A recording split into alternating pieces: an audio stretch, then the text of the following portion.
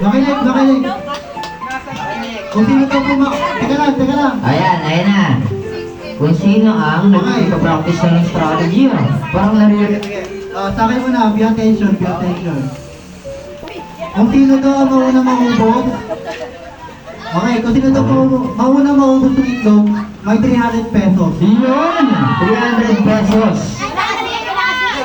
Kasama yung asin.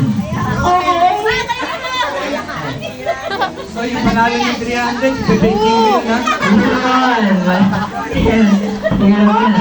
bibigyan mo yun ha? Okay. Wait lang. Wala pa.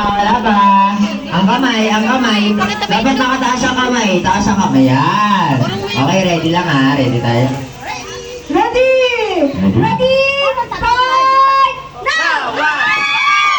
Itlog.